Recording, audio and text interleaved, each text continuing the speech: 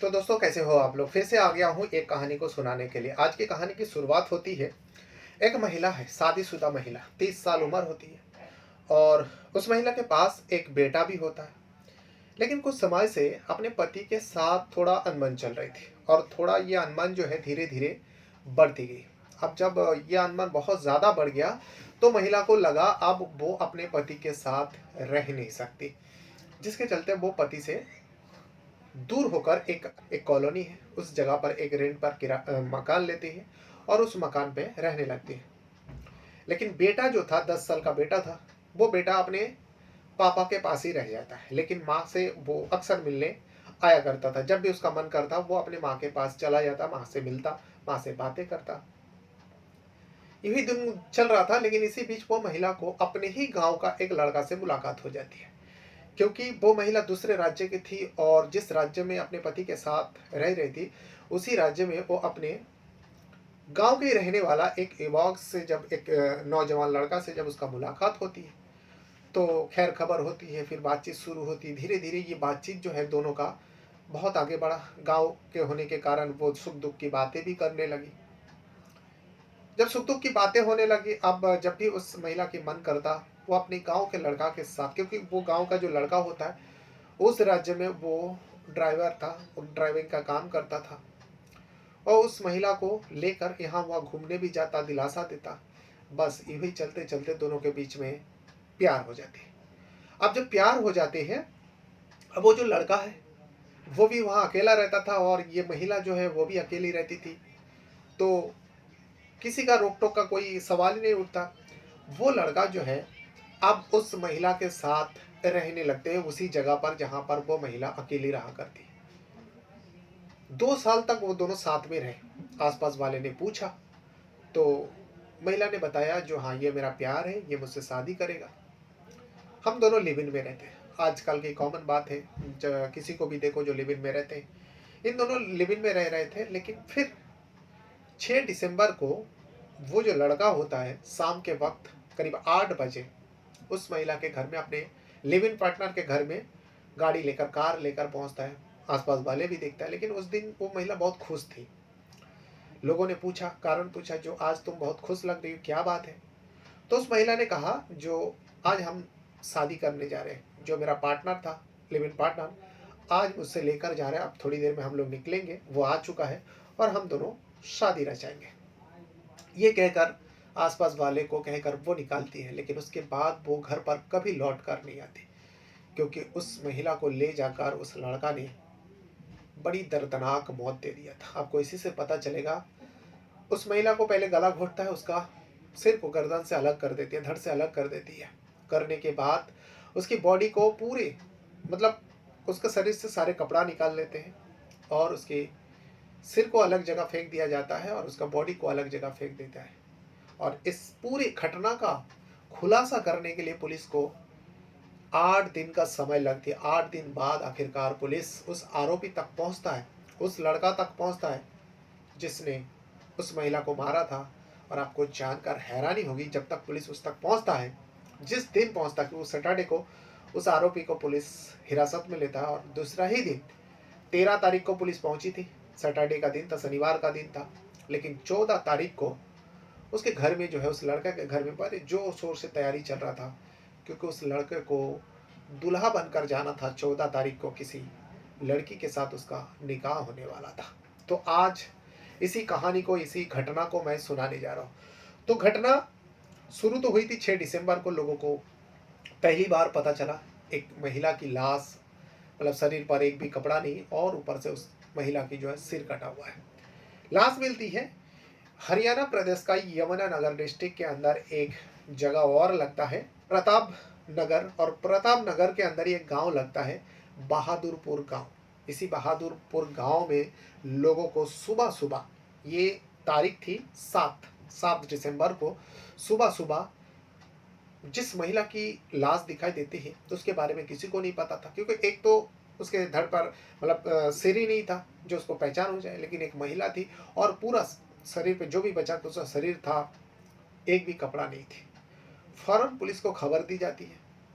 वहाँ के पुलिस पहुँचते हैं, मौके पर पहुँचते हैं। पहुँचने के बाद पुलिस लाश को देख के थोड़ा आश्चर्य होता है। उसके बाद पुलिस को लगने लगा शायद इस महिला के साथ रेप का वारदात हुई है और उसके बाद इसका सिर काट लिया ताकि इसका शनाख्त ना हो पाए, पहचान ना हो पाए। पुलिस को वही लगा, लेकिन पुलिस का काम है, तफ्तीश करती है, बॉडी को कब्जे में लेकर मोर्चरी भेज दिया जाता है और तफ्तीश करते रहता है आसपास। सिर्फ उसी थाने में नहीं, धीरे धीरे यह दिन बीत रहा था। पुलिस को कुछ सुराग नहीं लग रहा था क्योंकि सुराग कुछ छोड़ा ही नहीं था जिसने भी मारा था। धीरे धीरे दिन बीत रहा था। पुलिस ने स्पेशल इन्वेस्टिगेशन टीम 5 टीम बनाता है और उसमें 5 अलग अलग राज्यों में भेजा जाता है। जो यमुनानगर के आसपास के डिस्ट्रिक्ट होता है, अलग अलग प्रदेश का डिस्ट्रिक्ट है, पंजाब प्रदेश का डिस्ट्रिक्ट है, हरियाणा का है और उत्तर प्रदेश का है, उत्तराखंड का है। वो सारे जो बॉर्डर के किनारे पे डिस्ट्रिक्ट बसी हुई अलग अलग प्रदेश का सारे डिस्ट्रिक्ट में भेजा जाता है। जो कोई ऐसे मिसिंग कंप्लेन हो, कोई ऐसी महिला जो गुमशुदा हो जिसके बारे में कोई पुलिस पता कर रही है, सारे पुलिस स्टेशन पे जाते हैं, पता करते हैं, लेकिन निराश, कुछ हाथ नहीं लगा। आखिरकार सारे टीम वापस आती है। यहाँ दिन बीत रहा था। दिन बीतते बीतते तारीख भी बीत रही थी। आखिरकार 12 दिसंबर को उस बॉडी का अंतिम संस्कार कर दिया जाता है कानूनन तौर तरीके से, जैसा होता है। उस महिला की, अब वो मुसलमान थी, हिंदू थी, कौन सा कास्ट का थी, किसी को पता ही नहीं था, लेकिन उसका एक कानूनी तौर तरीके से उसका अंतिम संस्कार हो जाती है। लेकिन पुलिस के लिए यहाँ चैलेंज बन गई थी। अब 6 दिन बीत चुका था, बल्कि पुलिस को जब बॉडी मिली थी उससे लेकर 5 दिन बीत गया था, क्योंकि मर्डर जो पोस्टमार्टम से रिपोर्ट में पता चली, जब बॉडी मिली थी उसके करीब 12 घंटा पहले, यानी सुबह 8 बजे दिखाई दिया था और उससे 12 घंटा पीछे चले जाओ तो। अब उसके बाद पुलिस तफ्तीश करती गई। अब पुलिस के पास बस एक ही रास्ता बचता है, क्योंकि महिला के पास भी कोई एविडेंस नहीं मिली थी, या मोबाइल नंबर पता चलता तो उसका CDR, call detail, location check करता तो शायद कुछ पता चलती, लेकिन महिला के शरीर में जब कपड़ा भी नहीं छोड़ा तो मोबाइल तो दूर की बात है। खैर, अभी क्या करते हैं, उस जगह के मोबाइल टावर का टर्म डाटा निकालते हैं और उसके बाद उस आसपास में जितने भी, जहाँ पर बॉडी मिली थी, बहादुरपुर गांव, उस बहादुरपुर गांव के आसपास में जितने भी सीसीटीवी कैमरा लगे हुए हैं, सारे सीसीटीवी कैमरे को खंगालते हैं पुलिस का टीम। कई सारे फुटेज सामने आती है, लेकिन उसमें एक फुटेज में एक कार दिखाई देती है। अब उस कार को संदिग्ध लगा पुलिस को, क्योंकि उसी वक्त की थी जिस वक्त मर्डर हुआ था, जिस वक्त उस महिला को मारा गया था, पोस्टमार्टम से जितना टाइम पता चला। इसीलिए पुलिस को लगा इस कार का कोई ना कोई रोल इस महिला के बॉडी के साथ जरूर है। अब उस कार को आइडेंटिफाई करते हैं। जब आइडेंटिफाई करते हैं तब उस कार का पता चल जाता है। कार जो होती है वो उत्तर प्रदेश का सहारनपुर डिस्ट्रिक्ट का रजिस्ट्रेशन कार थी। अब पहली बार पुलिस को थोड़ा बहुत जानकारी मिली। पुलिस उस कार के नंबर को पकड़कर सीधा उत्तर प्रदेश का सहारनपुर पहुंचता है और पहुंचने के बाद टिडोली गांव पहुंचते हैं। टिडोली गांव में पहुंचने के बाद उस गाड़ी का नंबर से उस घर तक पहुंचता है। तो पुलिस का टीम घर तक जब जाते हैं ना, तो दिखता है कि घर में बहुत जोरों शोरों से तैयारी चल रहा था। तो गाड़ी जो है उस जगह पर खड़ी थी, एकदम सजा के रखे थे, जैसे दूल्हे का गाड़ी होता है ना, फूल वूल से सजाते, वैसे ही उस गाड़ी को भी सजाया गया था। पुलिस ने पूछा, पुलिस का टीम को देख के तो सारे लोग वहां पर जमा हो गया। अब पुलिस पूछताछ करने लगे, जो ये गाड़ी किसकी है, गाड़ी का ओनर कौन है। तो गाड़ी का ओनर सामने आता है, वही एक लड़का सामने आता है जिसका नाम होता है बिलाल। मुस्लिम समुदाय से था और वो मुस्लिम परिवार था। बिलाल नाम का एक लड़का, नौजवान लड़का सामने आता है और कहता है, साहब ये गाड़ी मेरी है। तो पुलिस फौरन उसे हिरासत में ले लेता है और पूछताछ करता है पुलिस लोगों से, जो आखिर इस घर में चल क्या रहा है, इस गाड़ी को इतना सजाया क्यों गया। गाड़ी को भी जब्त कर लेते। उसके बाद आसपास वाले वहाँ के गांव के लोगों ने पुलिस को तहरीर दिया, जो साहब आप जिसको पकड़े हो, आखिर उसने क्या किया। उसका तो कल शादी है, उसका निकाह है कल, क्योंकि पुलिस उस तक पहुंचा था 13 तारीख को, 13 दिसंबर को सैटरडे का दिन था। सहारनपुर में पहुंचा था पुलिस और उस बिलाल को हिरासत में लिया था। लोगों ने कहा, जो सर कल तो उसका निकाह है, 14 दिसंबर, उसी का तैयारी चल रहा है, इसीलिए घर को सजाएगा, गाड़ी को सजाएगा। इसी गाड़ी से वो दुल्हन को लेने जाने वाला था और वो खुद एक ड्राइवर है, वो गाड़ी चलाने का काम करता है। जब ये सारी बातें पता चली तो पुलिस को लग गया जो हम लोग सही दिशा पे, इसीलिए पुलिस उस बिलाल को लेकर और बिलाल के कुछ परिजनों को लेकर सीधा उस हरियाणा में पहुंचता है, यमुनानगर डिस्ट्रिक्ट में, और उसी बहादुरपुर गांव। पुलिस अब उस बिलाल से पूछताछ करते हैं, जो तुम यहाँ पर क्या कर रहे थे इस रात को, 5 और 6 दिसंबर की रात को। लेकिन पहले ही जो है गांव से ही, सहारनपुर से ही जो है बिलाल पसीना पसीना हो रहा था। पुलिस समझ गया था जो इसी का ही काम है। अब पुलिस ले जाकर उसे थोड़ा तसल्ली से पूछताछ करता है, लेकिन फिर भी वो झूठ बोलने की कोशिश किया, लेकिन ज़्यादा टाइम झूठ नहीं बोल पाया। सबूत मिल चुकी थी पुलिस को। पुलिस उसका नंबर, मोबाइल भी ले लिया था, लोकेशन भी चेक किया था। लोकेशन उसी जगह पर दिखा रहा था जहाँ पर उस महिला की लाश मिली थी, और उसका कॉल डिटेल रिकॉर्ड यानी सीडीआर निकाला था। उसमें एक नंबर निकाल कर सामने आए, जिस वक्त उस महिला की मौत हुई थी उससे थोड़ी देर पहले उस नंबर से बात भी किया गया, और पहली बार नहीं था, उस नंबर से लगातार बात किया जा रहा था। ये सारे पुलिस वाले को पता चल गया, और उसके बाद जब उसे थोड़ा तोड़ने की कोशिश किया गया, पहले से डरा हुआ था, वो समझ जाता है अब पुलिस उसके ऊपर हाथ उठाएगा, 3rd डिग्री इस्तेमाल करेगा। इसीलिए बिलाल वही भाला समझा जो सच बता दो। आखिरकार बिलाल पुलिस के आगे सच बोलने का ठान लेता है, और पुलिस को कहते हैं, हाँ साहब मैंने ही उस महिला को मारा है। पुलिस पूछता है, आखिर वो महिला कौन है, क्या नाम है, तुम्हारे साथ उसका रिश्ता क्या है। बिलाल कहता है उस महिला का नाम होता है उमा। उमा एक हिंदू नाम है, और बाकी वो हिंदू महिला थी, और वो शादीशुदा थी, 30 साल उम्र की थी उमा। वो आगे बिलाल बताता है, जो साहब वो मेरे ही गांव का था, लेकिन गांव वाले को किसी को नहीं पता थी, क्योंकि उमा के शादी के बाद वो अपने पति के साथ हरियाणा पहुंच गया था, यमुनानगर डिस्ट्रिक्ट में, क्योंकि उसका पति वहीं पे काम करता है। उमा और उसके पति के बीच में एक बेटा भी है, जिसको उम्र 10 साल है। लेकिन वो अपने पति से झगड़ा करके वो अलग जगह पे रहता था। फिर एक दिन मेरी से मुलाकात हो गई, क्योंकि मैं भी उसी जगह पर रहकर ड्राइविंग का काम करता हूँ, मैं ड्राइवर हूँ पेशे से। और एक दिन मुलाकात हो जाती उमा से। अब हम दोनों एक ही गांव के थे, तो इसीलिए दोनों में बातचीत हुई। फिर दोनों ने नंबर एक्सचेंज किया, और बातों का सिलसिला शुरू हुआ। उमा ने अब सुख दुख की बात कहने लगी, तो मैं, जब वो अकेली रहती थी, मैं भी उसे मिलने चला जाता। अब हम दोनों के बीच में प्यार बनने लगा, प्यार हो गया। दोनों के बीच में प्यार जो नाम दे रहा है, दरअसल वो देखा जाए तो अवैध संबंध है दोनों के बीच में, क्योंकि उमा के पति रहते हुए भी वो एक गैर मर्द के साथ, वो भी दूसरे कास्ट के लड़का के साथ, वो उससे छोटा भी है, उसके साथ वो रिश्ता रख रहे थे। और बिलाल जो है उमा के घर में ही साथ में रहने लगे, यानी दोनों लिव इन में रहने लगे। उमा को लगने लगा पति से तो वो अलग हो ही चुके हैं, तो बस डिवोर्स की बाकी है, और उसके बाद वो बिलाल से शादी कर लेगी। बिलाल ने भी भरोसा दिलाया था, जो अगर ऐसा कुछ रहा तो मैं तुम्हें अपना लूंगा, लेकिन ऐसा नहीं होता। 2 साल तक दोनों के बीच में लिव इन रिलेशनशिप चला, दोनों लिव इन में रहते थे। अब जहाँ पर ये लोग रहते थे, उस जगह पर आसपास के लोग भी पूछने लगे, जो उमा, ये लड़का कौन है और तुम्हारे पास क्यों आता है। तो उमा ने कहा था, जो ये मेरा प्यार है, ये मुझसे प्यार करते हैं, हम दोनों लिव इन पार्टनर में रहते हैं, और कुछ समय जाने के बाद हम दोनों शादी भी करेंगे, और हम दोनों एक ही गाँव के हैं। तो लोगों ने कहा, चलो ठीक है, एक ही गाँव के हैं तो सारे लोग जानते होंगे, घर परिवार भी जानते होंगे। यही दिन चलते चलते आखिरकार बिलाल के परिवार जो सहारनपुर में रह रहे थे, उन लोगों ने बिलाल का शादी किसी दूसरी जगह तय कर दिया। अब इसको बिलाल को सुनाया जाता है, बिलाल खुश हो जाता है, चलो मेरी शादी लग गई।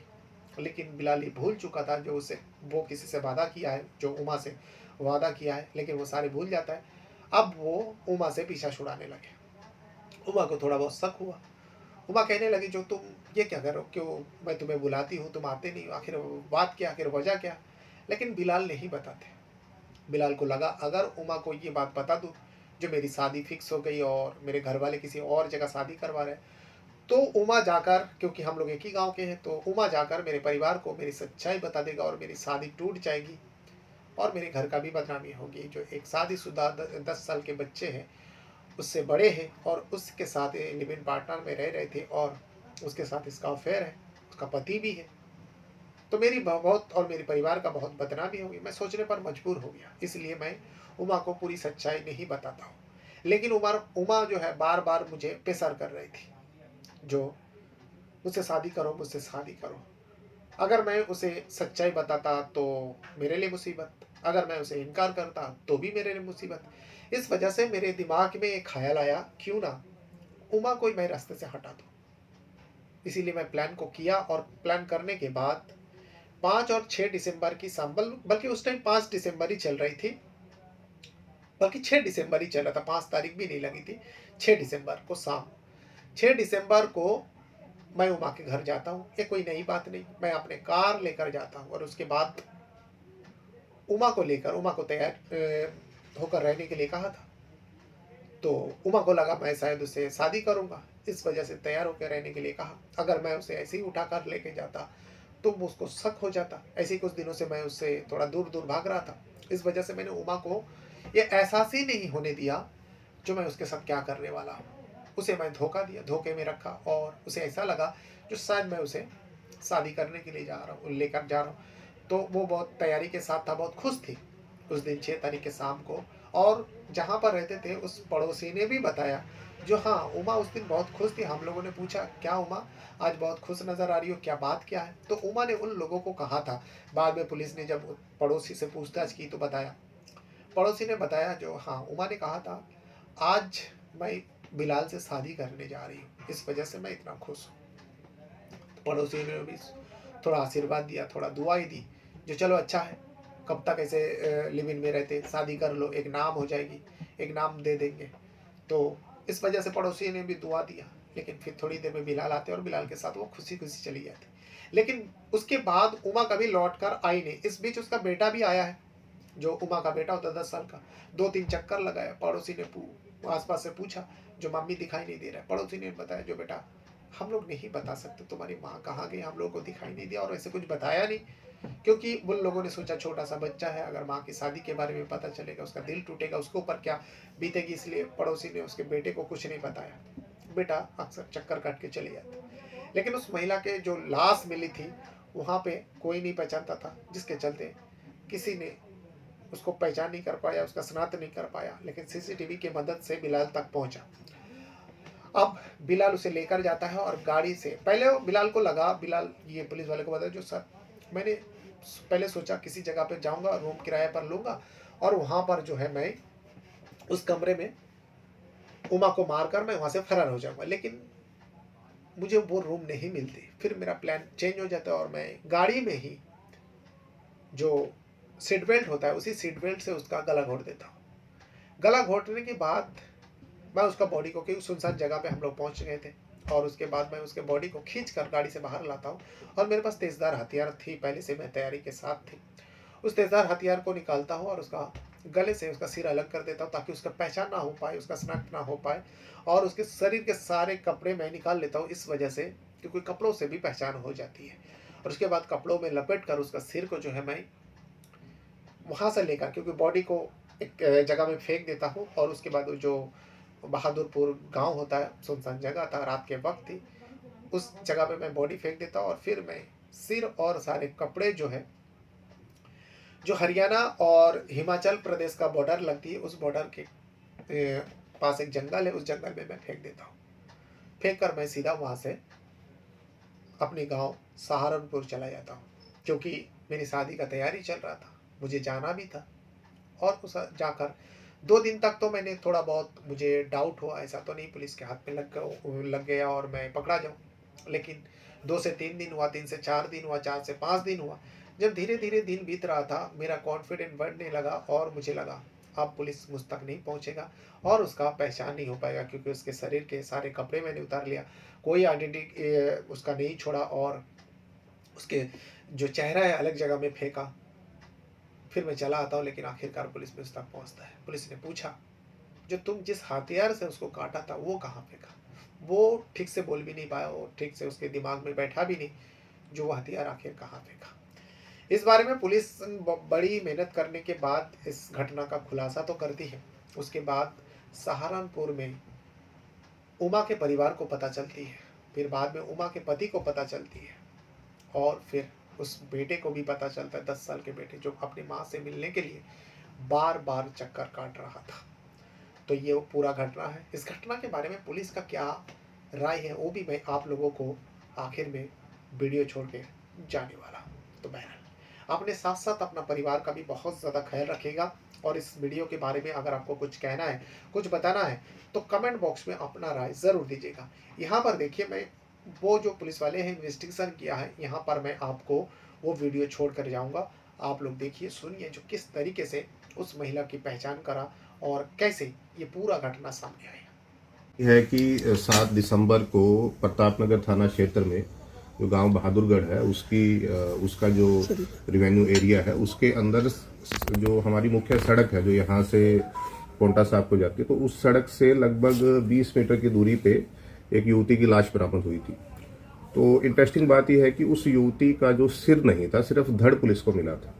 तो प्रथम दृष्टया बिल्कुल साफ लग रहा था कि इस युवती का मर्डर किया गया। युवती के शरीर पे सिर्फ जो अपर इनर वियर्स है उसको छोड़ के कोई कपड़ा भी नहीं था। तो ये एक अपराध जिसको हम कहेंगे कि बहुत ही गंभीर था, जघन्य था और संवेदनशील भी था। तो इसको देखते हुए हमने तुरंत प्रभाव से एक एसआईटी कॉन्स्टिट्यूट की, जिसकी अगुवाई जो डीएसपी रजत गुलिया वो कर रहे थे, और इसमें हमारी जो सीआईए की दोनों टीम्स भी थी और जो थाना प्रभारी थे वो भी थे।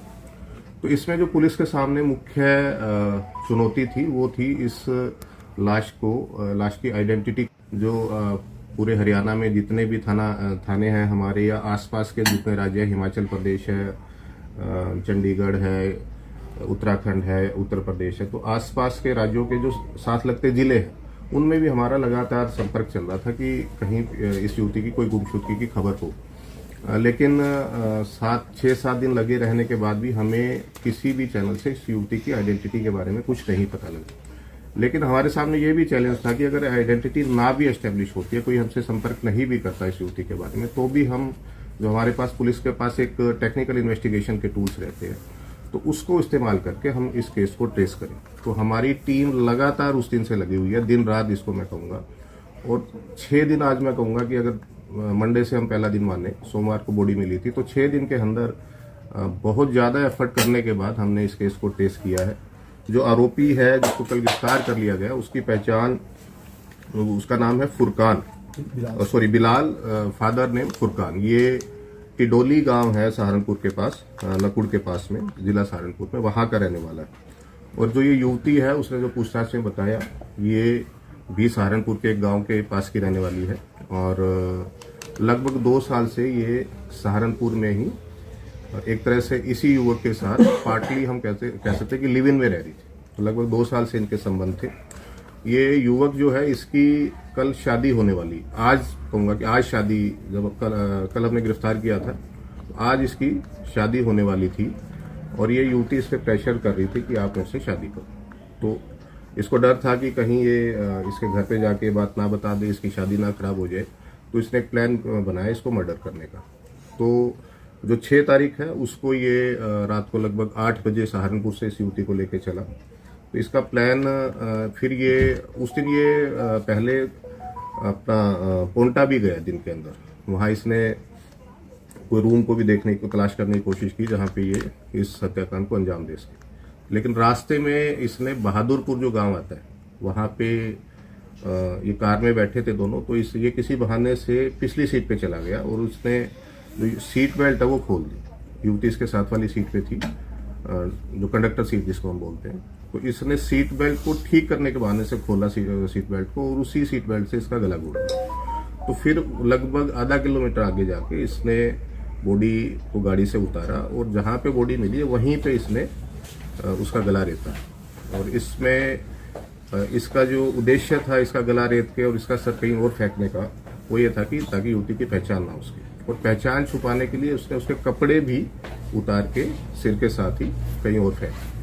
तो अभी आज हम 8 दिन का इसका पुलिस का रिमांड माननीय न्यायालय से अनुरोध करेंगे कि इसका हमें पुलिस रिमांड मिले, ताकि जो सिर है, जो वेपन इसमें इस्तेमाल हुआ है, और भी जो तकनीकी साक्ष्य है या ऐसे जितने भी साक्ष्य जो इस अपराध को कनेक्ट कर सके, अदालत के अंदर हम इस केस को प्रूव कर पाए, वो सारी कड़ी दर कड़ी हम इसको जोड़ने की पूरी कोशिश करें। इसमें सर जो सिर रेता गया वो किस चीज से काटा गया? जो मीट काटने के लिए एक चाकू का इस्तेमाल होता है, वो अभी इसने पूछताछ में बताया। कह सर पेशे से भी ऐसे कुछ काम? ये ड्राइवरी के प्रोफेशन में है बेसिकली ना।